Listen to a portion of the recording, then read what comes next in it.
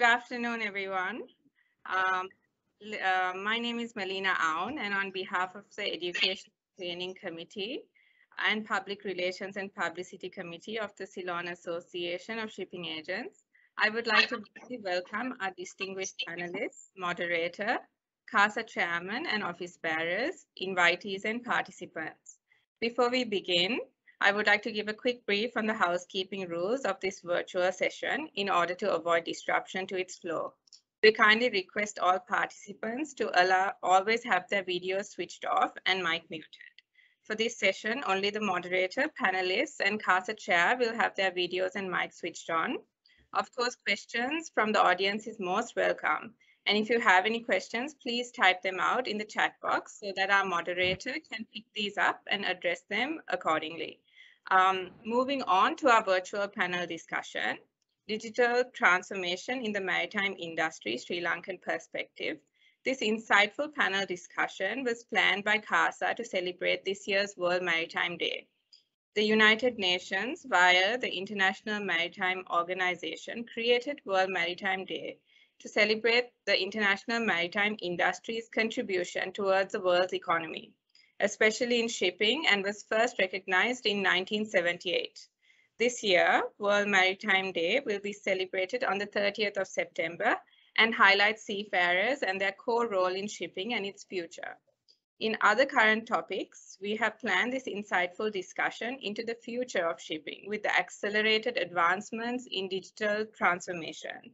I'm sure our avid panelists coming from their various fields of service will have much knowledge and expert advice to share with all of us. I now invite the chairman of CASA, Mrs. Shehara De Silva, for her opening address. Thank you, Melina.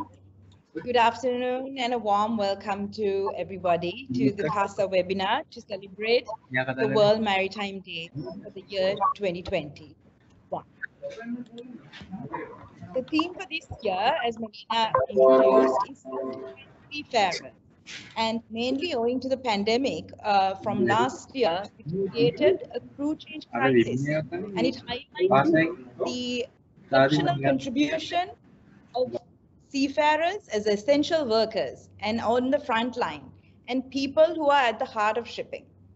And extending from that, we also look at other related areas such as the safety and the well-being of seafarers, maritime security, environmental protection, and the future of seafaring and shipping against a backdrop of increasing digitalization and automation. The maritime industry, but has been known to be traditional, especially in Sri Lanka as well, where there is a tendency for wanting face-to-face interaction. But our industry too today is seeing a fast adoption towards digitalization, be it big data, the Internet of Things.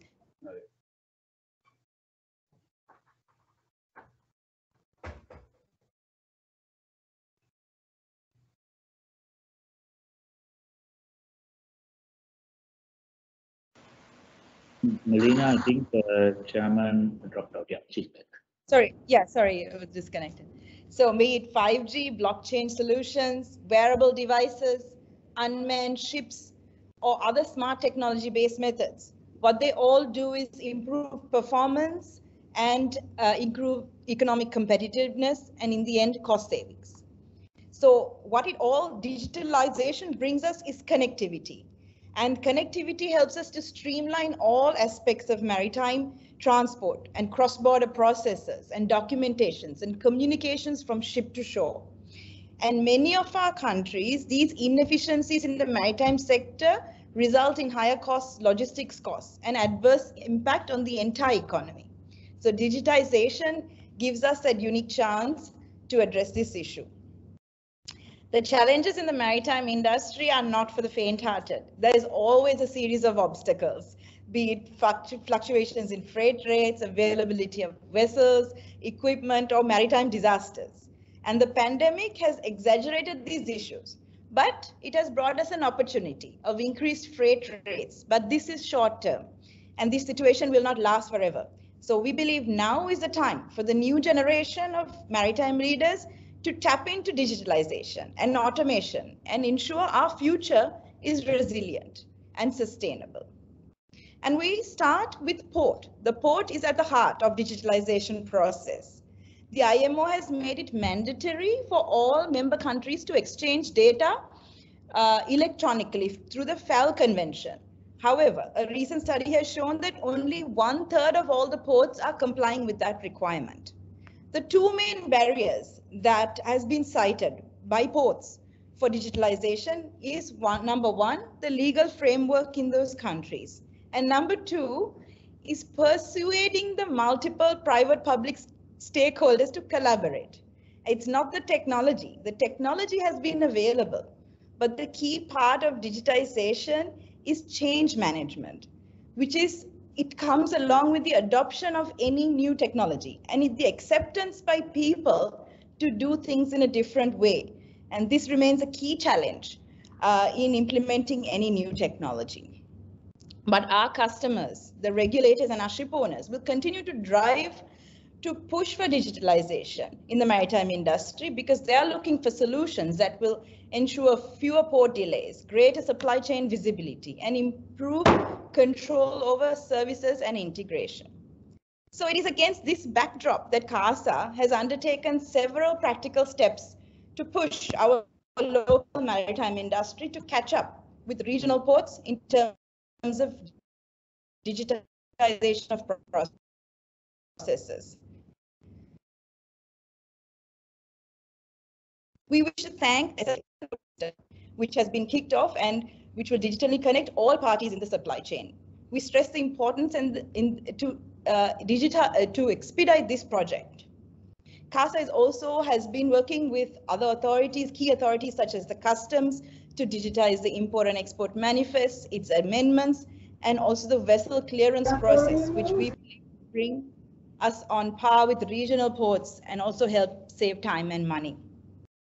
CASA's Dock and IT committee has been very active and also actioning plans currently to digitize other related approvals from the Ministry of Shipping, Ministry of Health and the Ministry of Defense to expedite the entire cargo clearance and fast vessel turnaround for various approvals. All these measures will ultimately benefit the entire country and efficiency and productivity will follow. And we wish to draw the attention of all the policy makers and the key stakeholders for the urgency of implementing these initiatives.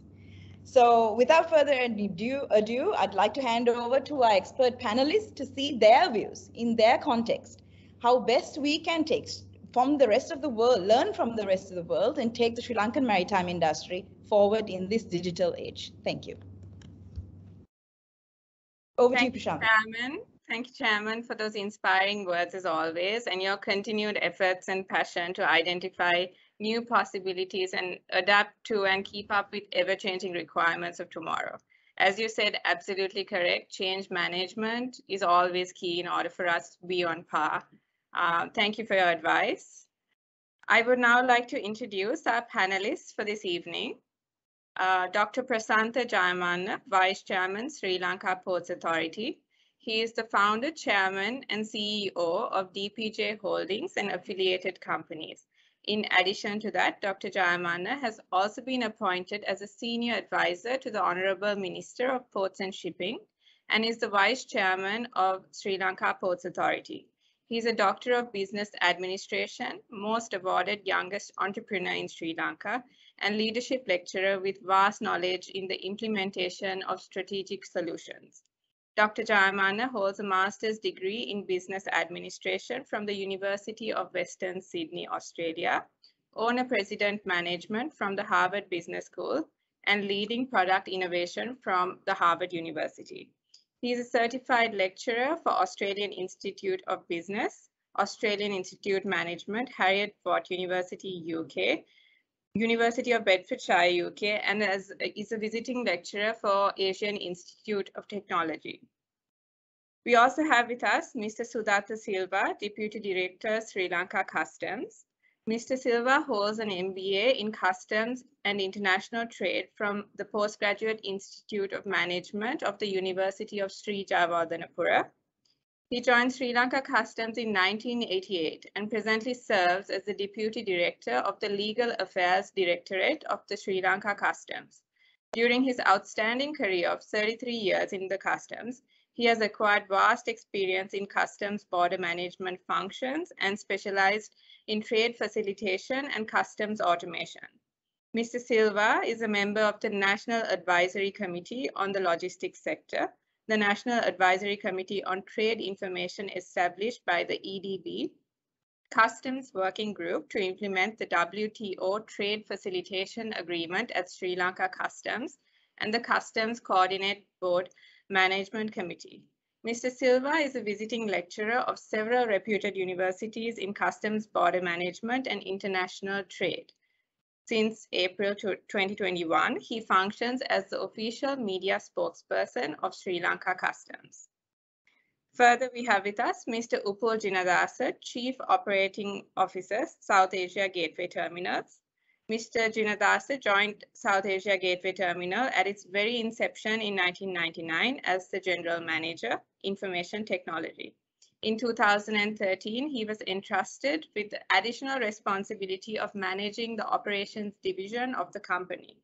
In October 2017, he relinquished his IT responsibility and continued to focus fully on operations service delivery. Prior to joining SAGT in 1999, Mr. Jinadasa has held various ICT positions with local and international organizations, including APL. His ICT and port operations career spans well over 3 decades, and most of which he has spent in the shipping and ports industry. We also have with us Mr. Siddharth Iyer, Managing Director, Maersk Lanka. Mr. Iyer is the country manager for Maersk in Sri Lanka and Maldives. His experience with Maersk is over 16 years across functions in commercial, operations, and general management, and across multiple geographies in Belgium, Bangladesh, India, Sri Lanka, and Maldives. Mr. Iyer entered Maersk through the prestigious Maersk International Shipping Education and has been instrumental in driving Maersk's transformation from an ocean-based carrier in the South Asian region to an integrated of container logistics. He is a leading voice in the logistics industry and is the current vice chairman of Sri Lanka Association for Vessel Operators. He holds a Master's of Commerce from the University of Mumbai and is a recipient of Great Manager Awards by Economic Times for enhancing people performance in 2019. And of course, our moderator for this evening will be none other than Mr. Krishantha Fernando.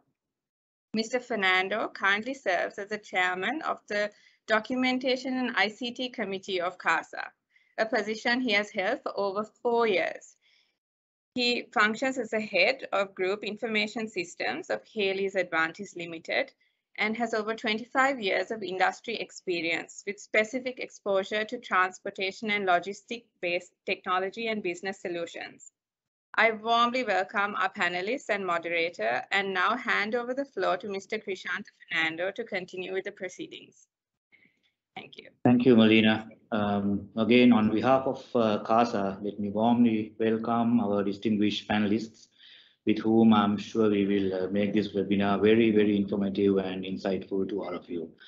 I also welcome approximately about 150 participants in the audience having accepted the invite, demonstrating your keenness in this subject. They say that the maritime trade has been the lifeblood of the modern global economy, and for Sri Lanka, with its very close proximity to the main east-west trade lane, we have actually great potential due to its great geographical location. But the question is, will that be sufficient for us to be competitive? Our 2019 LPI Logistics Performance Index ranking was 94, and our trading across borders rankings in 2020, mainly covering the areas of efficiency, such as documentary and border compliance and costs, were in the 40s and 50s range. According to UNCTAD literature, digitalization and automation are transforming the maritime sector, which is set to provide new opportunities. The aim ultimately is to promote efficiency in secure trading practices, providing greater predictability which would eventually benefit all our customers who rely on all these services. Hence this discussion with these eminent panelists to get their valued insights. I'll first move into Dr. Jayamana. Dr. We see more and more developed nations pushing for automation and visibility in the supply chain. What impact could this have on the developing nations, the manufacturing sectors, and Sri Lanka's goals to become a maritime hub in the region? Thank you, Krishant, and I'm moved by our new chairperson of CASA's insightful first remarks, and I'm happy to see that young dynamic people are taking the helm of CASA and talking about digitalization and so much of assortments related to new developments. And congratulations again for the new team. And as even Shara mentioned, this is about change management initiative mainly, and academics always talk about IT implementation hand in hand with change management. That is how they see that thing. But when we look into the question for the sake of how the automation is going to, or how the supply chain visibility is going to enhance or support the maritime hub concept in Sri Lanka or any other manufacturing segment organizations, or how the developing nations are going to get impacted out of it. One thing what we have seen all around the world is, unless you are going to change with new development in certain trades, you are no longer going to be a value proposition or a stakeholder in that whole segment. There were countries who are getting into the bandwagon of automation, new initiatives, change of systems, change in management principles, and all these things. And they have piggyback on their existing values with these new changes and vault into the future. Now, if as a nation, if we wanted to be a maritime hub, definitely we have to go with these new trends which are creating. As we are aware, robotics, artificial intelligence, blockchain, augmented reality, all these things have enhanced the human interaction with the machine, in turn, which has given a possibility of eliminating unwanted deficiencies which created by the human intervention itself. It from one side gives you an avenue to improve the efficiency. From the other side, it eliminates the mistakes, mismatches, whatever the other hiccups which could create. Now, as you all aware, in a blockchain, once you put a document, it is available into the whole area of people in that whole supply chain. Whenever they want, they could access it.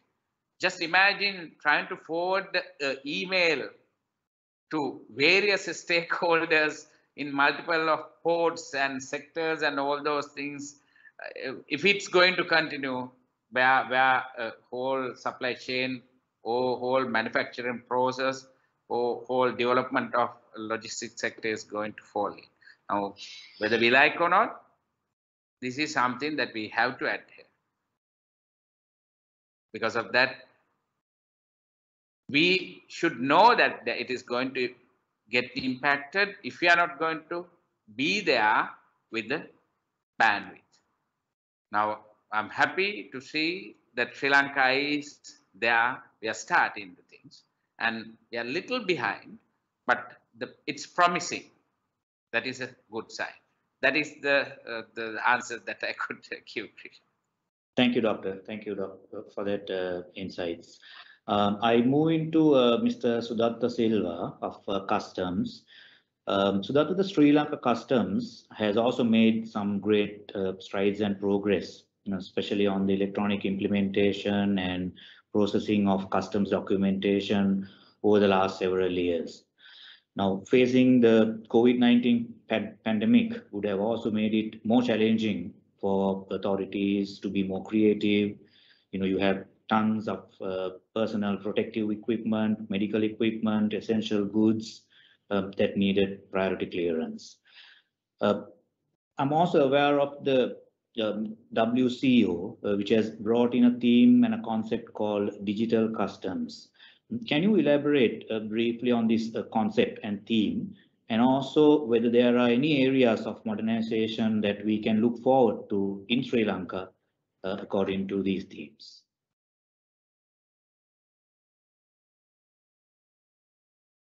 Sudatta, you're on mute. You're on mute.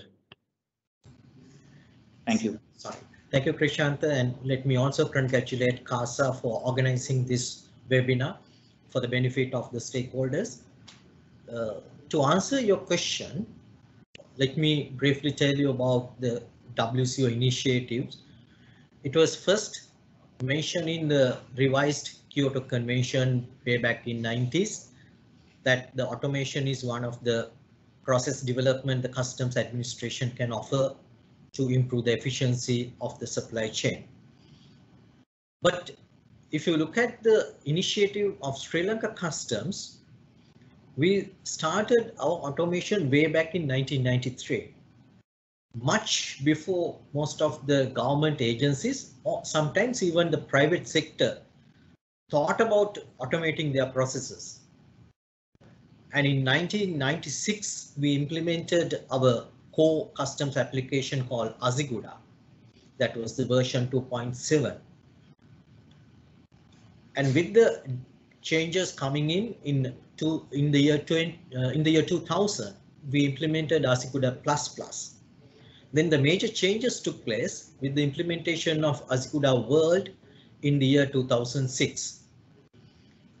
And with the development taking place in the other environment, like if you want to be really online, just developing an application will not help for the entire automation of the process. Luckily, the wise regulators in Sri Lanka, especially in the communication sector, the Telecommunication Regulatory Authority, they took timely action to develop the communication industry. That was a blessing in disguise. So we could offer, and by 2010, we had very stable communication networks, thanks to the communication network developers or the service providers. We could offer real-time submission of customs declaration to Aziguda World system in 2011. Having done that, we realized that we have to move on with the digitization further, because ultimate offer we can give to the stakeholders to make it paperless. But in order to, before moving for paperless, we had one more thing outstanding. That was the electronic payment of customs duty, which we offered to all the stakeholders in the year 2017. So once the electronic submission was implemented and the electronic payments were implemented, we saw the possibility of moving towards paperless clearance. So since 2017, we started to develop our hardware and software. Of course, we had to move for bigger storage. So we had to acquire the larger storage, and we acquired necessary hardware for that. Then we improved the software side of the Aziguda. And while we were doing that, only last year the pandemic hit the country in the 2020 in the month of March. So basically, we were ready to go for paperless with our system. And the approach in moving towards digitalization really helped us to face the challenges during March last year. And with the real bold decision-making Director General of Customs, retired Major General Vijitha Ravipriya, he immediately decided to launch paperless clearance. But Krishanta, to tell you frankly, although we developed the technical side, we were a little behind in looking at the necessary legal amendments. Of course, you know, when you get mixed up with the legal developments, a project will always get delayed. So we were basically working on it, but since they are beyond the control of the IT department, the legal provisions could not be implemented on time. So what we did, once we started the practical clearance of practical paperless clearance, we then understood that we have to have the proper legal backing in order to secure the validity of the digital documents. That is why then we immediately move on to implement the digital signature, which we did last month. So from 1st of August, we made it mandatory for all the stakeholders to sign their digital documents with the digital signature. So that's the journey in a nutshell of Sri Lanka Customs towards the digitization. And I can just share more information in your questions to come. Thank you. Thank you so much, Sudath, for that. I move into Mr. Upul Jinadasa of SAGT. Upul, knowing you as a person who has been in the maritime industry for a significant amount of time, contributing mainly towards digitalization as well as a lot of modernization efforts relating to the industry, how do you view the progress we have made as a country so far? And more importantly, what steps can the private sector, authorities and other stakeholders in the Sri Lankan maritime sector take in order to keep up with the developments and technological advancements seen around the world and bridge any gaps of us lagging behind? How should these stakeholders also be supported if there is any? Thanks, Krishanta. And I think thank you very much for inviting me to be a panelist on this very timely forum. And as our chairperson Shara quite rightly mentioned, how to transform a traditionally driven business to a digitally driven business, in Sri Lanka. So now, Krishanta, as you asked me, like we have, if I go back a bit and then how we started and where we are, and I think as the Vice Chairman and also Sudath mentioned, Sri Lanka was one of the very pioneering countries to have invested on this, that time it's not digitalization, it is called computerization. And SLPA and the customs is one of the two large institutions which have invested heavily on the computerization. I'm talking about way back in 1980s. Yeah. So now the first initiative of modernization and also towards the digital footprint was started way back in 86. That's the Seal Pro initiative. So that was basically simplification of the export and import procedures and then to improve efficiencies. So that was the beginning of the concept of digitalizing and like incorporating a single window in the country. But unfortunately, 35 years have gone, and then like I was part of this whole process for 30 years. Don't judge my age by that. But we didn't make like we didn't achieve the levels that we envisioned at that time. But yet we have made a lot of progress and a lot of areas have been improved. But the technology and the process that we were talking about at that time has completely changed. Now we are talking about a total different ball game, and the processes have evolved, the technology has evolved, so it's a different ball game that we are talking about at the moment. So what is important now is basically things have become more adaptable and then affordable. So like that is what prompting all of us to look at these options very rigorously than what it was before. Now, as I said, and both the Vice Chairman and Sudath also mentioned that a lot of progress has been made with regard to the port and the customs and the terminals, the shipping lines, and then when it comes to the port operations here, and then there are nothing, hardly anything exchange paper. Like there are only few statutory documents that are being exchanged at the moment. Yeah. So now the footprint that was there in the 1980s by the SLPA and also customs have enhanced significantly.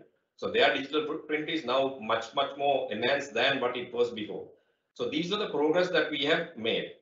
The private terminals came in, the SAGT came in 99, and so we changed a lot of the manual stuff that were in place at that time. So now there's complete UNIDFACT EDI and XML based EDI messages that are in place now. So these are all the things that we have developed or implemented since then. So then, as Sudatta quite rightly mentioned, that COVID-19 came last year, and which triggered digital initiatives overnight. And some of these things that we were debating for years. Look, can we do that? And can we, there are all sorts of problems. But it forced us to do things overnight. And like all of us got together, the stakeholders, and we decided, and then there was a firm resolve, and then we capitalized on the opportunity.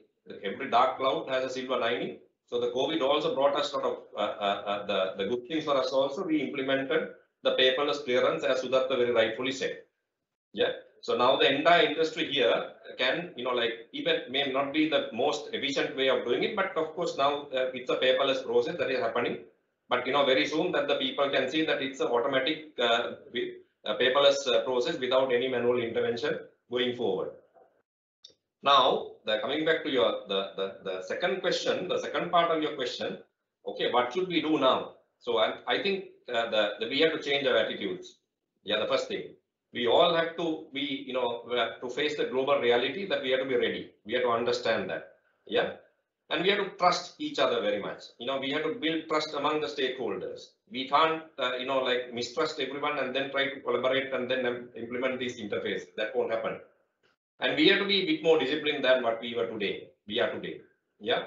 And we have to comply with the regulations. We have to comply with whatever that we have agreed. And then we have to ensure that, we are a disciplined trading center. And then we have to start collaborating with each other and implement necessary administrative and legal reforms. Now, why I say that is that now, say, for example, the SLPA is governed by an SLPA Act. Yeah, and then customs is governed by a customs ordinance. But there are redundant provisions in these acts. Yeah. So SLPA and us, the terminals are bound by certain regulations, but at the same time, the customs is bound by certain regulations. But there are certain overlaps. But without resolving those things, we try to exchange redundant information with each other. So these are the things that we have to collect, the proactively look at it and then holistically resolve some of these discrepancies here and there. Yeah. And then finally, we have to come to a common understanding about the digital priorities. So when you look at the whole industry, and then if you put down all together, and there'll be hundreds and hundreds of transactions that are taking place. So if you try to digitalize everything at the same time, so it is going to fail miserably. So as an industry, we have to understand, okay, what are our priorities? Where are we going to start, and where are we going to start next? Yeah, and then come up with a proper timeline, and then achieve specific milestones as per the strategies that we have adopted. Yeah. So but lastly, I would like to give you a thought.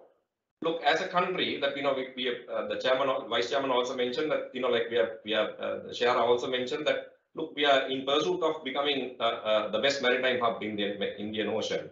Yeah.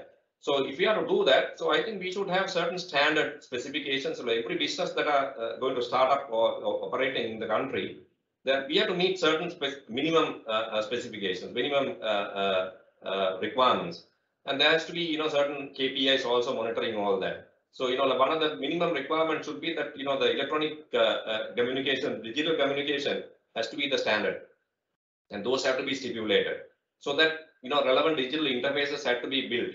Yeah. So now the technology is available. Now we will discuss going forward. There are lots of things are now available.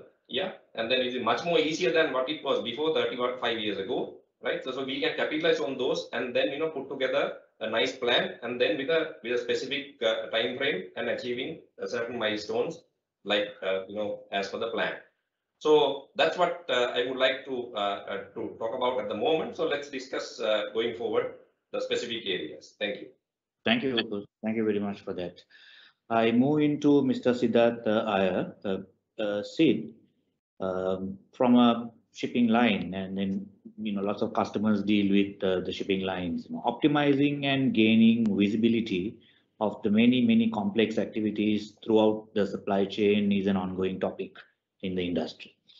So can you share your experience at Maersk, especially on the transformation that is taking place in providing customer-focused technology solutions? How is it changing the customer experience worldwide, and especially in Sri Lanka as well? Thank you, Chris, and thank you, Shehara, and thank you everybody else for giving me this opportunity. It's nice to be called into a discussion that's not about the freight rates and containers these days. So a refreshing change. But jokes aside, I think I I think listening to the context of the discussion now, right? I think it's fair to say that as Sri Lanka, we need to move a little fast. We are talking about paperless. We are talking about paper to email. Email is still very old, right? The world has moved on, and so I think we really need to, we really need to fast track. And I think a lot of our acts and a lot of the, I had to go through the Electronic Transfer Act recently for one of our products that we were launching. And I think there are a lot of good things that we have, and I just think we need to put our heads together. Mr. Sudhata was saying we need the legal framework, we need the regulatory framework, but I just think you have an opportunity in technology evolution that you can skip steps. So you don't have to go from manual to website to app to cloud. You can just straight away now go there, right? So we don't have to follow the evolution that others have taken. Sri Lanka, we have the basis to really go on to what's needed, relevant today, but that needs a lot of speed. We've got 20 million people and we have more than 20 million phone connections. So it is a technology savvy country. The decision makers today in businesses are old, but the next generation is coming in. Millennials will lead the business going forward, and they are going to need these new technologies. Otherwise, it's going to be difficult to get get them to work here. So I think there are a lot of things that are on the right track and moving forward. But we need the speed. In my view, we've been talking about a lot of things for a while, and it just doesn't find that momentum, to actually push through. Coming back to your question, we've been on a transformation, and it started with somebody actually saying that we don't want to be a great logistics company that has good IT systems, but we want to be a digital company that offers logistics solution. And I think that was a very big change in the mindset. So we are not a logistics company that will invest in IT and give you good systems. We will be a digital company that will offer on our platforms some logistics solutions. And that was a huge transformation, as you alluded to, Chris, that we had to take. And the first step was to actually make technology as important as business. So right at the global level, we had a chief technology officer who was actually appointed equal level to the business CEO and driving the technological change. And it's actually quite interesting to see that, right? And there are so many new things coming up. The second thing that we actually said is that everything needs to revolve around our customers. So customers have to be in the center. Integrated solutions in forms of logistics need to be the product offering, and it all needs to be digitally done, right? And visibility, as you came about, was one such thing that most of the customers were asking for. But speed and a lot of things that people have been asking for a while. Today, you talk about the VUCA world. We've seen COVID. We've seen multiple disruptions. The ability to take timely decisions can actually save millions of dollars, and therefore this visibility is not a nice to have, but it's absolutely a need to have. And every logistics manager, supply chain manager sitting needs to know what's happening at the ports, what's happening in the warehouses, what's happening in the trucks, what's happening all across the ecosystem, and that becomes extremely important. We have launched a lot of these products, and it's part of our technological change. One that I would like to talk to you about is TradeLens, and I can see we are joined by the DG Customs, but we as Maersk have actually partnered with ASIHub through TradeLens, our digital our blockchain solution, and Sri Lanka Customs was one of the first countries to accept to this pilot globally, and that's a pilot that we are working on TradeLens, as you know, is a merge solution with IBM. It's a blockchain solution. It basically aims at putting all the documentation and all the data of all the stakeholders on one common blockchain platform. And as Dr. Jayamana said, once it's in the blockchain, the document is there, it's safe, it's secure, it can be tracked, it can be traced, and we're actually doing that. We also have the terminal signed on. We have both SAGT and CACT signed on to TradeLens as well. We have 80% of the shipping lines signed on to TradeLens as well. So we are getting the ecosystem in place to offer that product that can actually give visibility and have one common area for storage of important documents.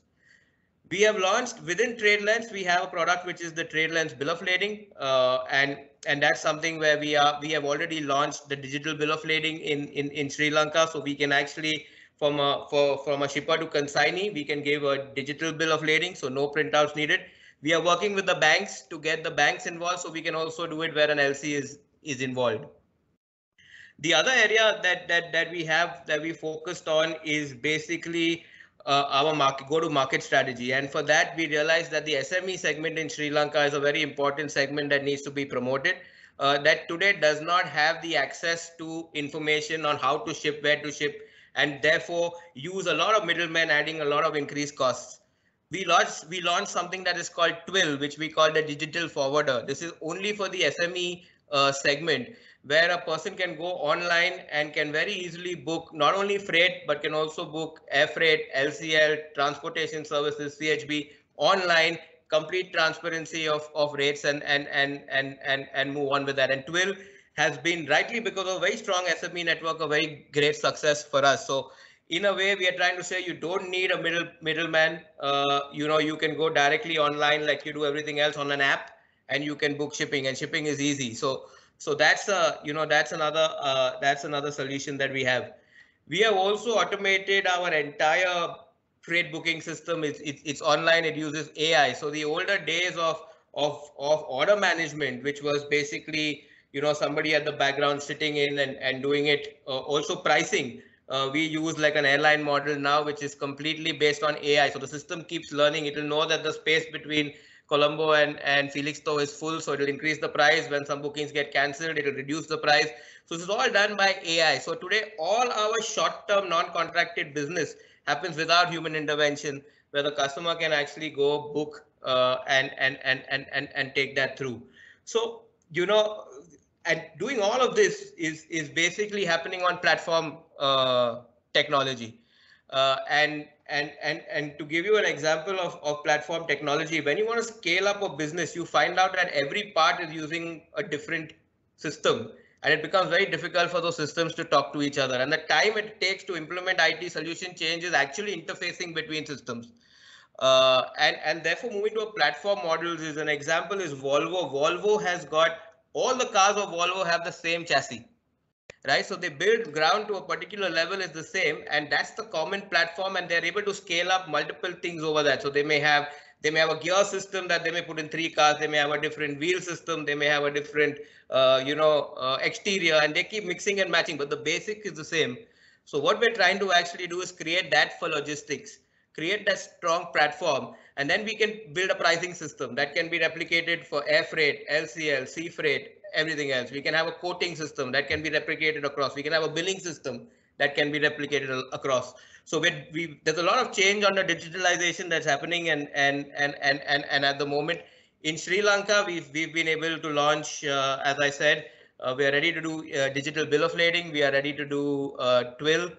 We have also have instant DO. We had a webinar yesterday. So today, not only EDO, but you can go online, take a DO, and you can print it out like you print your air ticket when you finish the transaction. So you really don't need any other checks and balances in the system. So a lot of things coming in and a lot of things on its way, Chris. But we have to revolve this around the customers, and today customers are used to apps and Amazon and Uber and all of that, and we really need to make sure that we are relevant, because as somebody said, we don't have a choice in this matter. If we don't, then we'll become dinosaurs. Somebody else will do it. So we need to kind of take that and move forward. Thank you so much, Sri. That was very inspiring, and it was great to see some of these initiatives already available and coming into Sri Lanka as well. At this point, before I move in, I would like to recognize and warmly welcome DG Customs to the seminar. Thank you for joining, sir. I move into Dr. Jayaman. Doctor, with digitalization gathering pace across the maritime sector, I think all panelists acknowledge that fact, and a strong commitment to digital solutions, recognizing that how vital that is to remain competitive. I think you and some of the other panelists pointed out that we were already pushed into to embrace some of the innovative ways during the pandemic and so on. And you specifically said that to avoid reduce bottlenecks and to increase predictability to key stakeholders. From a viewpoint of the Ports Authority and a terminal attracting major shipping lines, what are some of the short and medium term objectives and plans we have, as well as what we should have in terms of digitalization and modernization of the port functions? Doctor. Yes, Krishanta, it's a nice question. We don't have plans. We have started doing things actually. And I'll start from what we are doing as of now. There were things which were internally blocking some implementing, like moving into the new N4 systems and all, the upgraded visibility in the port, inside our terminals. What I'm mentioning is SLPA terminals and the movements in those terminals and some of the management aspect of that thing. And we were going with a very old system for a very long time, but 2018 onwards, they were trying to implement this new Navis 4 N4 system, but it was not successful. But during last 1 year's period, our team was extremely working hard and worked with all the stakeholders. Obviously, CASA and all the stakeholders gave a tremendous support, being very patient, being understanding that this is a change initiative, and everybody supported, and we implemented N4 without a single day breakdown. Now, that was a kind of a, nobody knew even this type of a thing has happened because it went very smoothly. And this was the interface which shipping lines and so many other stakeholders also participating in that thing. Now, after completing that part of it, internally, I'm working with, not me, I mean, the SLPA is working with Mr. Jinnadasa's SAGT as well as CICT to have a single platform to monitor and see how the IGT movements are happening and where are the bottlenecks, why it is happening, whether it's something to do with the trucks or the movements or the inefficiencies or whatever it is.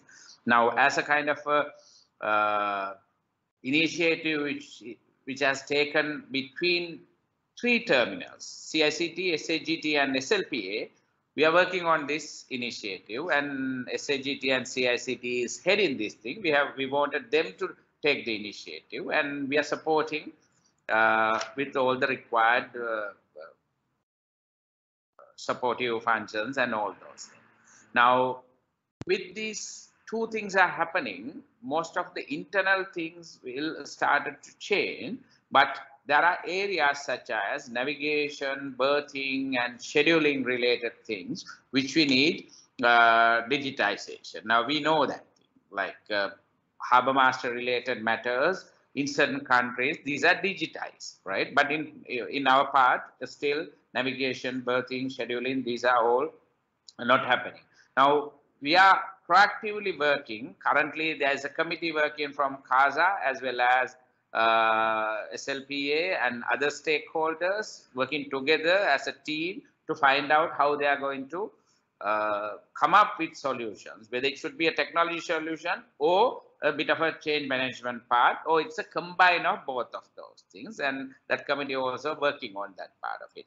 Now, once these things are over, these are internal, intra-terminal, inter-organizational matters. But then we are moving into the big thing, the port master plan as well as port community system. This thing.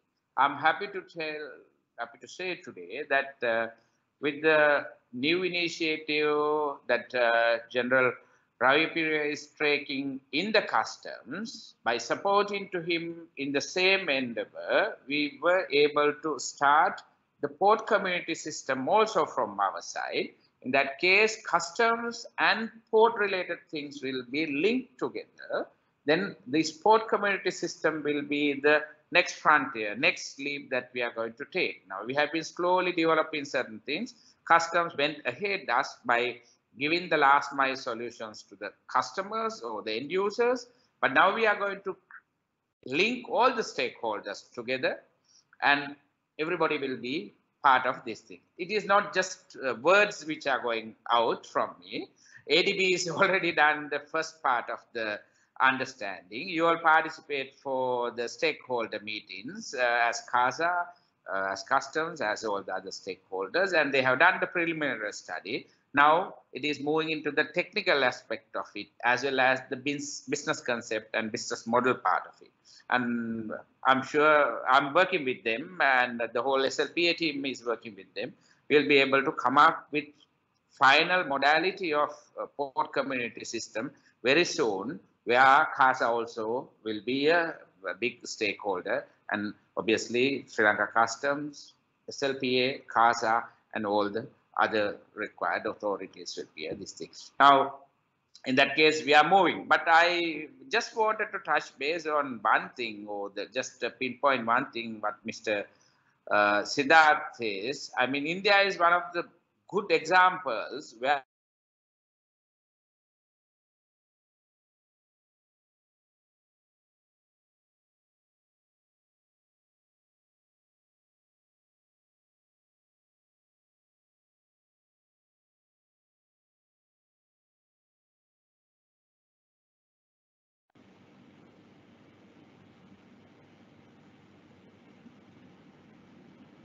Doctor, seems like we might have to maybe reconnect.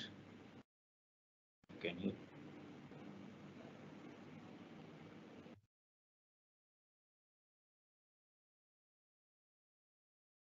Until Dr. Jaman joins, if there are any questions to the panelists, please do take a few minutes to type in those things in the chat box. We will collect them.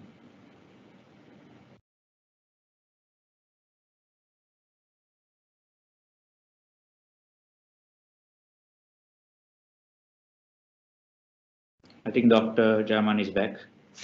Doctor, we lost you for a few minutes. You're on mute now, Doctor. Yeah. Yeah. Thanks. right. And sorry about the technique. We lost you during the last maybe 30 seconds, or so you might have to repeat if you don't mind, Doctor. Now, the whole thing what I was telling is, this is what we could learn is from what Mr. Siddharth says is, India is one of the good examples where digitalization has happened in an unprecedented way across the logistic industries. I have been hearing news from India that they have done this thing seamlessly, and integrations have happened nicely. And even all these movements of documents and everything has happened properly. And the last mile tracking of the packages and the shipments and all these seems to be in place and all. And it is a good example where in such a populous place with so much of movement, so much of people, so much of particles, so much of sometimes illiteracy, that they could do that thing.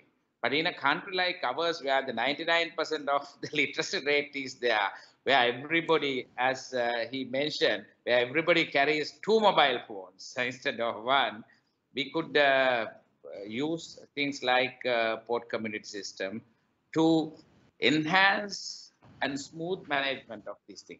it is not going to only benefit the port community per se, because the exporters will be immensely benefiting out of it. With that thing, it is going to root it down to the other layers of the society. When exporters were getting benefited, it will pass to the other small and medium time players who are supportive who run supportive industries to them. Small time importers who bring raw materials for these exporters, and people who do the value addition. Now, sometimes small initiatives, as Mr. Sudat Silva mentioned earlier, the evolvement of the telecommunication industry in Sri Lanka paved the way for us to take this thing so far. Similarly, if we could do these type of things, port community system and opening the avenues for other people to have plugins to the main systems through APIs and all, we are talking about immense potential and transparency and visibility and less corruption and more productivity. I think we are on that thing as of now. Hopefully, let's try to implement PC port community systems also very soon as per the schedule. That's very, very encouraging, Dr. Jaman. I think we will really look forward to this kind of improvements. I move into Mr. Sudatta Silva again. Sudatta, we understand that among other measures, that a new improved, what we call a version of ASICUDA called ASI Hub is being evaluated to be implemented, because CASA was recently involved in a kind of a stakeholder meeting with the consultants with regards to this. Can you please elaborate on this initiative for the benefit of the audience, and especially what improvements that we can be looking forward to at Sri Lanka Customs, and benefits to all the stakeholders to improve the overall facilitation of trade facilitation and services? Yes, Krishant, let me first make a little correction. ASI Hub is not going to replace ASICUDA. ASICUDA world will stand as it is, and ASI Hub is going to be a intermediate application in order to connect the shipping data, the platforms, to ASICUDA system. It is being developed by UNCTAD with the assistance of TradeLens. So thanks to TradeLens, the integration of shipping data platforms is going to take place with ASICUDA. So we must thank TradeLens for taking the initiative with UNCTAD. And what would happen with the implementation of ASI Hub? All the shipping data platforms, specifically like TradeLens, will be directly connected to ASICUDA world system. Then there will be the intermediary manual intervention of submitting the shipping data to ASICUDA system. It will happen automatically.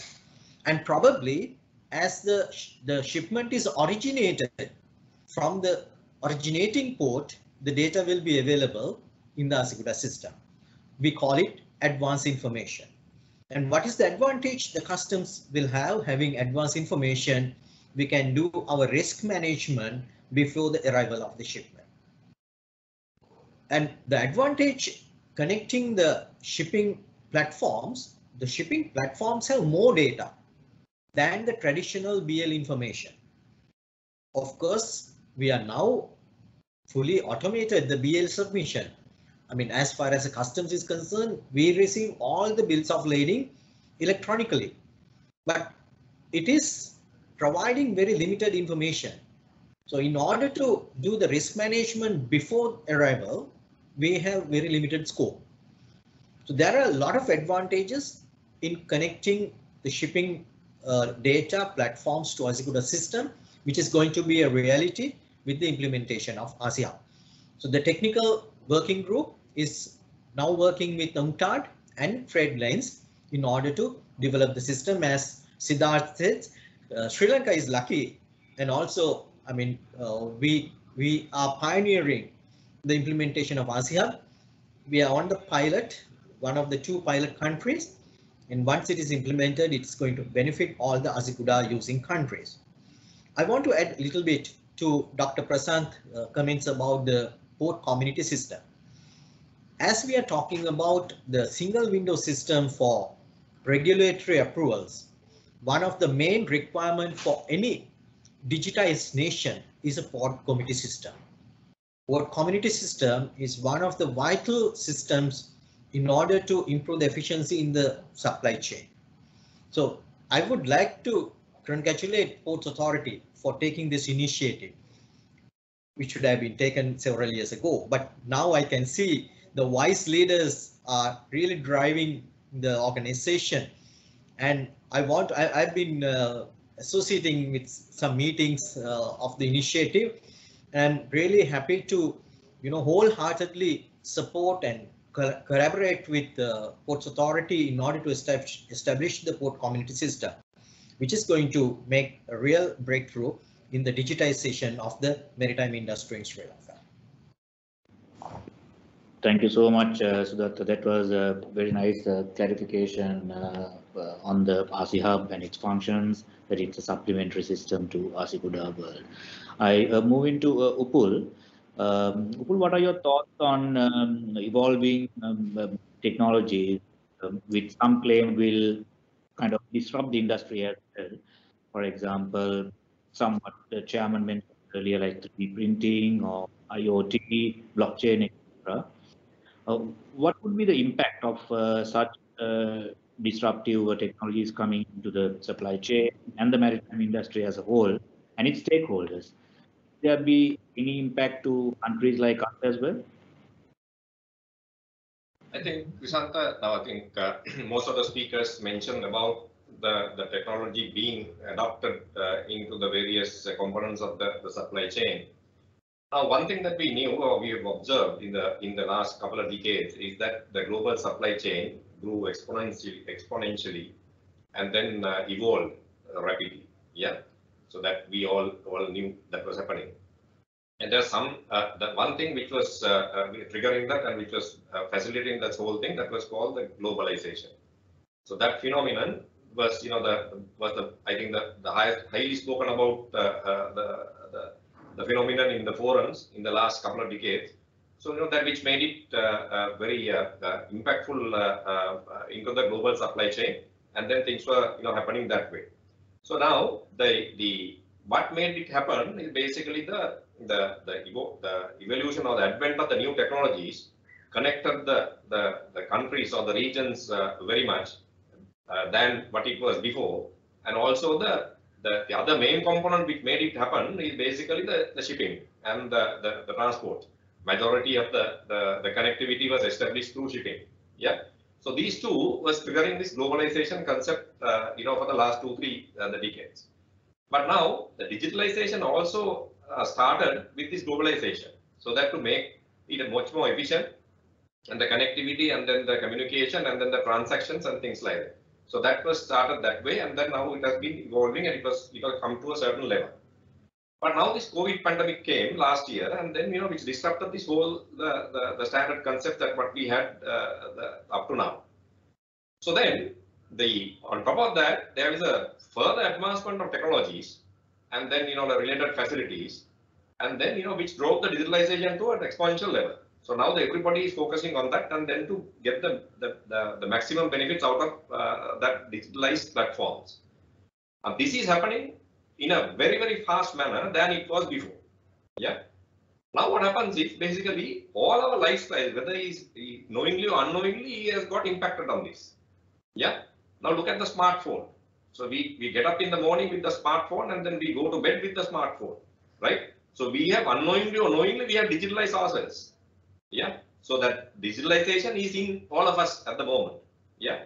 So now look at what happened to the airline, the ticketing industry. Yeah.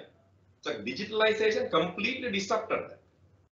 Yeah. So now no one is going through to a airline office and then try to book the ticket manually or whatever. We do it by ourselves using the digital platforms. Yeah. Now, I think Sid mentioned slightly about it.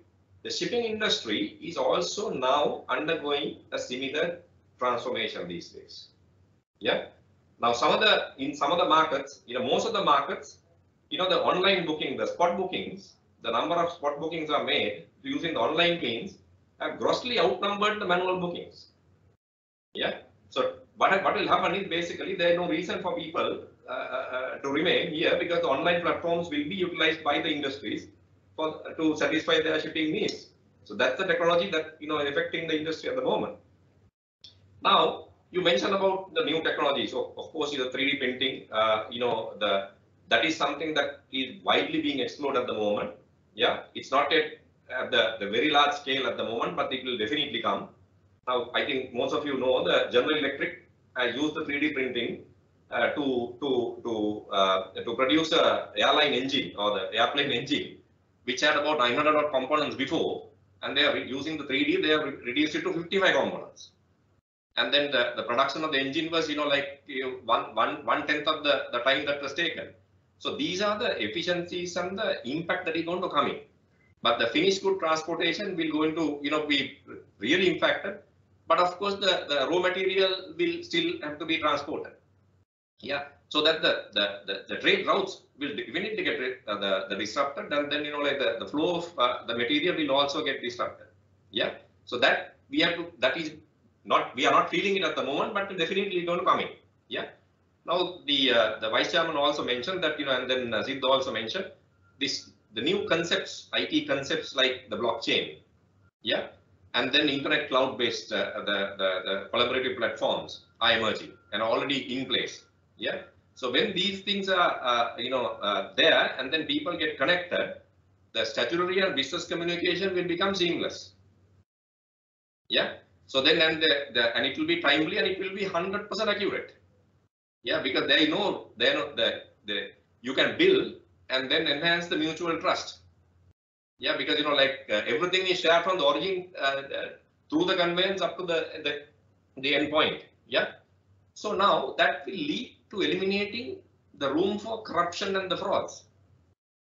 Yeah. So then you don't need people just sitting and then trying to appraise and whatever this thing to see, because everything is taken care of by digital and through secure means. The blockchain uses the DLT technology, and then it is available, and then like distributed ledger technology, so that the information is getting shared, and then there is a lot of security mechanism, the hashing and all is there, so then you can't tamper. Yeah, so everything gets detected, so that when this kind of technology comes, and all of our the way that we do work will get disrupted, and then we are facing it now. Yeah, and then comes this Internet of Things, the IoT. And then Vice Chairman mentioned about the AI, and Sid also mentioned, right? These are tools, yeah, and then these are currently widely used, but this will have an exponential the growth or a evolution in the very recent future, yeah. And if adopted right, well, you can't just simply for the sake of using it, but if you adopt it in a strategic manner, right, it will help analyze the data. Data is going to be the most important the asset going forward. Yeah, and then predict accurately. So the prediction is going to be the key. Yeah, and then that is to improve the customer satisfaction and minimize service disruptions, and then optimize energy, and then resources, and of course the costs. Yeah. So this is the future, and that's already happening. And then the magnitude of that will increase, and then we will be adopting these things much more vigorously than what it is today. Now these technologies, if you take it now, say we all know the young fellows, the people, they know that the gaming. Yeah. Now the Prasanta mentioned about the augmented reality, yes, and then you have the VR, the virtual reality as well. These are concepts coming from the gaming. And this will be, adopted to the business as well. So the AR will be used to validate your current process, and then you can see the real life, yeah, and then see how it is, yeah. And then the VR, will help you simulate, and then the concepts will be simulated and then improved and then put into the AR and then put into the practice, yeah. So these are the concepts which are coming, yeah, which are already there. It's being practiced at the moment, yeah. So and then that will help the businesses, right, to continuously improve yourself, and then optimize your resources, the way you do business. Yeah. And then what is happening for now, what is driving all these things is that, the demand for the transaction speed, the need for speeds. Every business is now very, very concerned about the speed at which that you perform transactions. Yeah. And then that is called the productivity. Yeah. And then when the speed increases, the accuracy and the efficiency also at reasonable cost also have to be maintained. Because if the speed increases and the accuracy goes for a 6, then of course it doesn't matter. There is no value in it. Yeah. Of course, the new we all now concerned about the emission levels.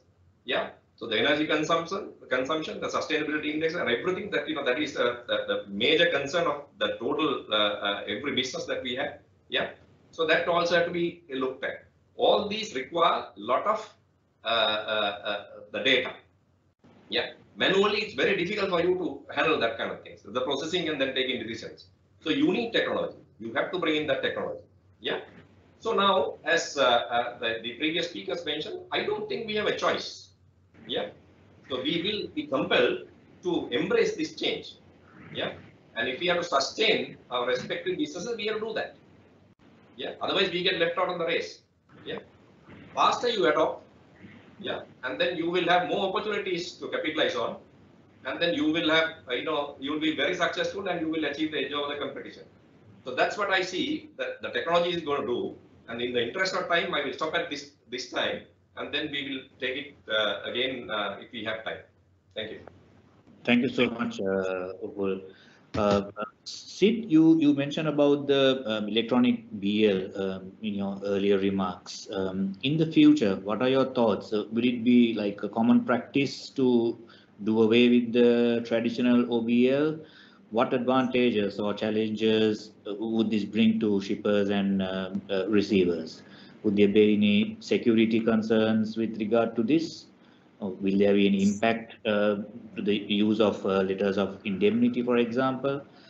Can you share some insights and developments taking in this? First of all, from a mindset, right? I think we need to take this mindset of that physical and signed is safer than digital. I think that's something that people have in the mind, and that's been proven. We don't need to say. I mean, it is easier to make a fraudulent hard copy signed document than it is to make a digital document, right? And with checks and systems. I think the mindset change that we need to first get out of. Having said that, I think the future. There was a study done when we launched this product, and on an average, a customer would save around $250 of cost in preparing, managing, errors, transporting, couriering a bill of lading. Per bill of lading is what the savings we calculated to be if you use digital bills of lading. So it's a no-brainer business case for the customers, right? In Sri Lanka, we see a lot of short transit where we ask for LOI, bank guarantee, because it's coming from Tuticorin, it's coming from Cochin. All of this can be avoided if you have a digital bill of lading that's moved from there. Then no transportation, no couriering, and it can happen really fast. A lot of freight today moves on seaway BLs where you really don't need it. House BLs. A lot of these things that are just couriered and having wastage of time and money can actually be done, right? So in terms of ease of doing business and savings to the customer, it is a very easy sell, so to say. Coming back to your point that I started with, which is on the security aspect. If you look at blockchain, right, the entire transaction from the release of a bill of lading from the shipping line to the shipper, to the shipper, to the shipper's bank, to the shipper's bank, to the consignee's bank, the consignee's bank to the consignee back to the shipping line in the surrender, getting the and finally the cargo release. All of this is on blockchain technology where all the documents are stored, all the documents are preserved. There's a clear line of transfer. There's a clear accountability. And therefore, there is absolutely no doubt when it comes in, with regards to security as well. There are issues around, data privacy. There are issues about various other things as well that people are concerned, and there are ways and contracts and means to actually take care of all of that digitally, right? So you can only have access. So for example, even multiple people in this chain will only have access to what they need to see. So the bank will see only what the bank needs to see, The bank will not see what the terminal needs to see, for example, when they look at, BL data. So you can also give rights, and you can give the information that's relevant to the person, which everybody agrees to share, and all of this can be actually built into it. So there is absolutely no concern there as well. The issue for us when we were putting this across here was to actually see whether the banks are allowed to do it, and that is why I was referring to, I had to go through the Electronics Transfer Act. We had to take this discussion, and now we've actually got, we are able to actually do this, and we are trying to pilot our first digital bill of lading on the exports.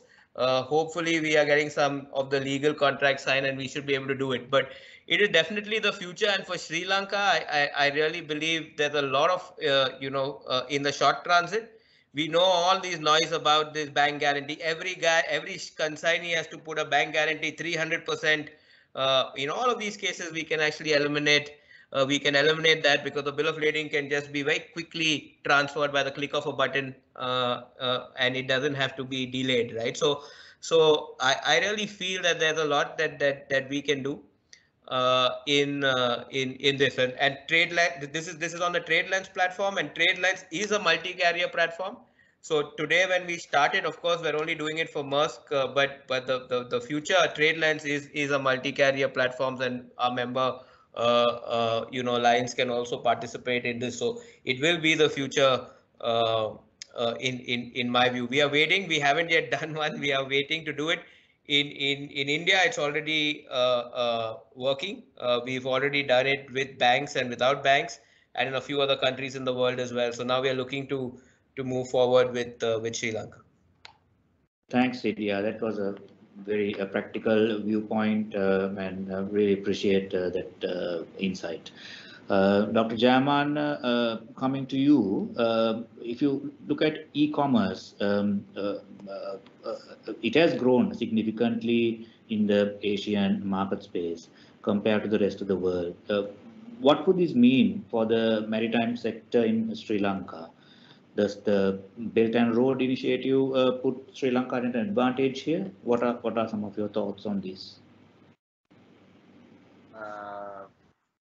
When it's come to e-commerce, I believe pandemic created atmosphere even in Sri Lanka, where everybody was using e-commerce. Either you use Uber Eats or Picnics eating apps, or even all the supermarkets were delivering things by taking your order through a primitive WhatsApp message or through their websites. Now, e-commerce is already a reality, which is no longer something alien for any of us.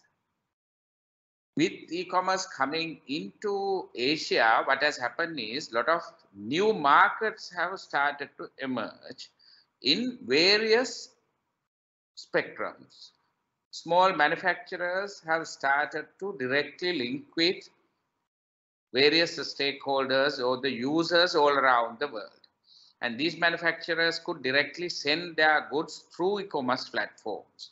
Because of the trade has started to grow. It's not that the giant e-commerce sites such as Amazon or Alibaba or these type of bigger players are playing in the game. They are significant. They are doing a big part of it. But there are thousands of small and medium scale e-commerce providers. Now, I was talking to some of the retailers, garment industry retailers in Sri Lanka, and they were telling we did the same sale as last December sale, or some when the things were going on well physically through their e-commerce sites. That means they have people start.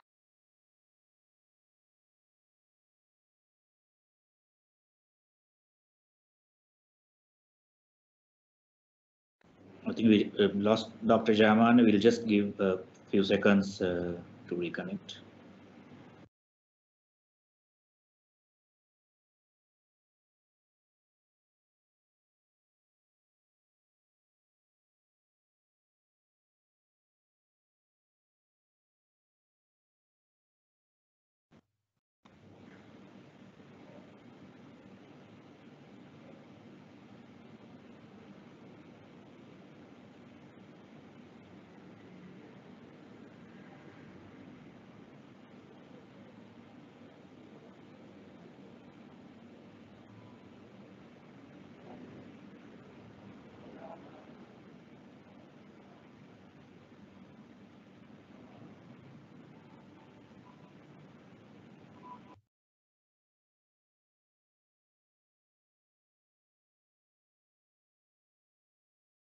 Krishanda, can you hear me?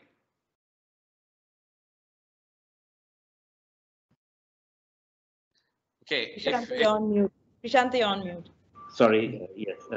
Yeah, doctor, we lost you again for a few seconds, about 30 seconds again. Maybe the last part, if you can repeat. Now this is one issue when e-commerce is happening, right? Breakdowns are going on. But it is far better than you are driving on your own and using e-commerce. Now, your question puts me into think how Sri Lanka is going to get benefit out. Yes. Now, the whole Asian boom is going to create one particular advantage to us, that is the location advantage. Whoever who does through the e-commerce platform their commerce has to use two types of methodologies to transfer their goods or send their goods to an end user. Now, or either bringing it in or sending it out.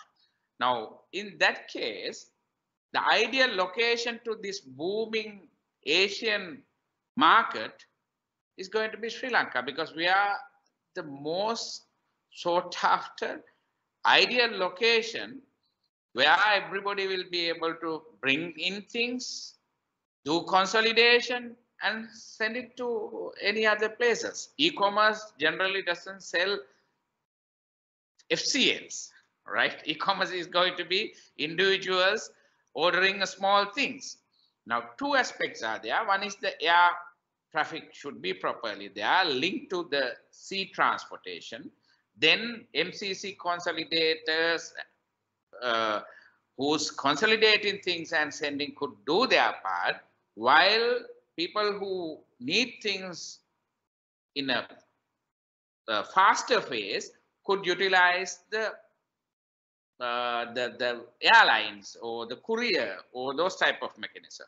Because of that, when in the long run Sri Lanka is developing as a maritime hub, inevitably our airline, courier and cargo management systems also should go up. If not, we'll be good in MCC, we'll be good in consolidation, will be a good destination to bring in things and put into a one box and send. But if somebody wanted to get it in a faster phase, we should have that second option of taking it, bringing it from India or any other country to Sri Lanka and shipping out or the couriering out through our airlines. Now, this will be something which is going to be a requirement. But I am very optimistic with these new logistic centers are coming in, with a lot of logistic initiatives are happening. We are at a good place. Belt and Road Initiative, I see all the initiatives, whether it's Belt and Road Initiative, or if India is going to have River and Belt Initiative, or whatever it is, all these giant countries who are having excess amount of money should create this type of infrastructure, because that is going to link world together. Africa will be linked to the other part of the world. Europe will be connected seamlessly to us. And Sri Lanka at a strategic location, we are there to serve you, because whenever you are passing this particular Silk Route through our location, we are there to give you bunkering, we are there to give you port space, we are there to do your MCC consolidation, we are there to do all these things. Because of that, if we properly put this thing into the context, Sri Lanka is at a good advantage. This thing, I'll add one example for this thing. Couple of months back, I happened to go to visit HIPG, Hambantota Port. And when I was at the top floor, I saw that more than 10,000 cars were parked outside in the port. Then I was wondering, how come we are not importing cars these days? What is happening? Then they said, then I asked, is it a transshipment? They said, no, these cars have come over here. We don't know where it's going to be. We are keeping it. When the customer sends us, or our customer sends us the order, we ship it to that place. That means we have already become a warehouse over there. Cars are coming in, we are holding it in Sri Lanka, we charge, we get money. When end user place the order, that car will be moved. Now, this is the global trade. This is the Belt and Road Initiative. This is the hub that we are talking about. Now, because of that, it is going to be a big advantage, our location, and we have to be happy about it, and we have to be celebrating on that day. Yeah, thank you so much, Doctor. I think in the interest of time, so that maybe can I get a very brief answer to this question on the value of using digital practices for operational management to reduce human touch points. I think the panelists spoke about it. Human intervention and the use of reducing paper has been a major industry need. From you, very briefly, are there any regulations that may need any amendments or modifications to facilitate these whilst ensuring the proper risk management practices? Prashanta, let me start with this. As I said earlier, most of our government agencies responsible for implementing the necessary measures in the development. Thankfully, the Electronic Transaction Act came into force in 2006, quite ahead. And this particular law, it's basically drafted based on the UNCITRAL model law. It's a comprehensive document. It covers the entire spectrum of electronic transactions. And there is a question I could read it, whether the auditors are going to accept the electronic documents. They are still insisting on paper. But if I look at that, in my opinion, the Electronic Transaction Act is covering almost all the aspects in doing business using digital platforms. But there are certain areas where we have to focus on. One particular area is data privacy. We are still in the process of developing the necessary legislative provisions for data privacy.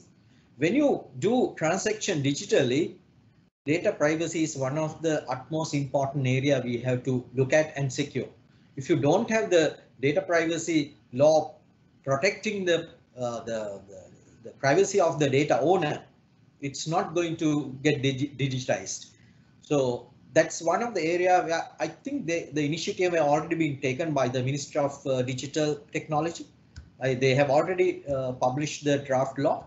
So other than that, the main law is in place, that is the Electronic Transaction Act. But when it comes to, as I said earlier, individual implementation, we may have to introduce bylaw, the sub-law, that is in the form of regulations. That is why, although the Digital Transaction Act is there, we had to draft a separate regulation when we implemented the digital signature, which is still in the approval stage. So once it is approved, we will be publishing it, and then our legal framework will be solid. Thank you, Sudatta. I think there was a question from Keshani, possibly. I think Sudatta also answered in the process that question. In the interest of time, there is one more question which has come from the audience that is directed to Sid. The question goes like this. There are a lot of web-based platforms like Twill, Intra, etc. and many platforms of other shipping lines as well. So will it be very easy if there is only one platform for bookings from all the shipping lines? That seems to be the crux of the question. And what do you think about it? Because the point is that if you have multiple platforms coming in, it might be a little difficult as far as the shippers are concerned. It came from Tisari. Sid? As I said, Krishant, I think there are a lot of things that we should use a multi-carrier platform. I think we should stop looking at it as one line and two. So Intra, for example, is a multi-carrier platform. Twill started off as a multi-carrier platform. In our whole integrator vision, we've pulled it back to only Maersk Line at the moment. So these questions could be either it's about playing the value proposition. It's about, again, data privacy. It's about sharing of data, but it's going to happen. I mean, if there are sites that aggregate flight tickets, there are sites that aggregate the whole thing. There definitely somebody thinking about aggregating this for the shipping industry as well, if that's the question. And why not? We can't sit here and resist it. So if we don't make proper digital, easy to use products for customers, somebody else is going to make it and put it in a nice package and aggregate it and do it like every other industry. So I see it as a positive when it comes in. At the same time, we need to have the backend systems, and that's the key. If we don't invest in the infrastructure backend that they can easily jump on through APIs, as Dr. Jayamana was saying, or any other kind of technology, can easily jump on to some other technology. If we don't have that connectivity, it's going to be very difficult to leverage this in the future. So I think everybody builds in that platform, that tomorrow, if there is an aggregator of bookings or aggregator of documentation, we should be able to, within data privacy, we should be able to just plug into that. So the customer gets that one window. Why not? I definitely see that as the future. Thank you a lot, Sid, for that answer. I think we have reached the time given to the webinar, but I would just like if Dr. Jayaman would very briefly touch upon the topic of the day, that's digital transformation in the maritime industry from a Sri Lankan perspective. Some closing remarks, Doctor, if you may. Thank you, Krishanta. I think we are so lucky where the regulators and the stakeholders and some users are proactively engaging in a forward-looking trajectory that everybody fundamentally agree that this is the way forward and we have to go with that thing. Now, that shows as a country we are in the right path in digitization. Digitization is a reality which is happening currently in various parts of the world, and Sri Lanka also slowly embarking on that thing. We might have to give a little bit of boosters, right? These days we talk about booster vaccinations and all these things. We have to give a bit of a booster to our IT initiatives, our change management initiatives, and having open mindedness about changing certain practices that has been there as legacy systems. Now, if we could combine these three aspects, we are talking about proper digitalization. We will be part to the world as a proper maritime hub with proper capacity visibility and proper capacity opening, because all the groundwork is there as of now, with 2 more terminals are coming in, logistic related activities are coming in, capacity is already there. It's a matter of going to the world and telling, yes, we have other tools also, come, we are not going to just waste your time. We are ready to help you take you to the next level. And I'm happy to see the young leadership is in CASA is taking these actions seriously. And I'm happy how the giant organizations like Custom is pushing even us to get into this particular spectrum and giving us the leadership in that way, showing the way how they have done and showing us what path to follow and how successful their story is. And internally, our team, that means our existing terminals and SLPA employees, are geared to change the legacy systems, mechanisms, and all these things which are going on. It's a good sign. Country is ready. It's a matter of we all are getting ready and starting and putting our action together. And that is the closing remark that I could give to you, Prashant.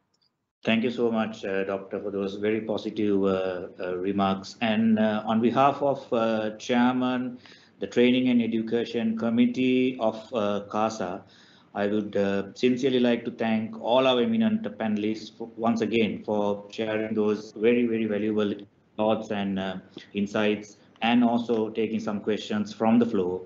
And we will certainly follow up and discuss whatever points that we can take forward. And thank you so much, DG Customs General Ravi Priya, also for joining us. And it was our pleasure having all of you connected.